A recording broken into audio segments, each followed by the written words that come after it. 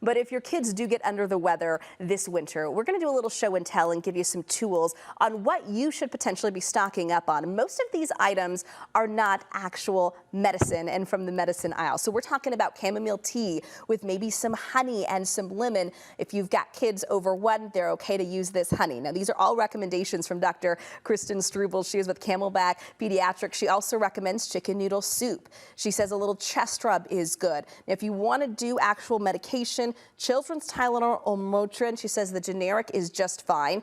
Cough drops, just for the teens though, and then some nasal spraylin can also be very helpful. One thing that's not recommended, this little section right here, cold and flu medication like this generic Dayquil and NyQuil. And here's why. Those products are just meant to help us feel better while we're trying to fight the virus. Those products do not prevent pneumonia. They do not prevent ear infections. They're not preventative. They're more symptomatic treatment. They're not going to make your cough or cold go away any quicker. It's just your body that has to fight those particular symptoms and the virus itself. So instead of loading up on a bunch of meds, Dr. Struble prefers natural methods. Pediatrician Gary Kirklis with Phoenix Children's Hospital agrees. He says it's important to note that a lot of cough and flu medication, they're only for kids 6 and over. So if you do want to give it to your children, make sure you read the directions and follow them. And here is some guidance from Dr. Kirklis if your child is not feeling well. The advice of lots of rest, lots of fluids, staying home is always the best.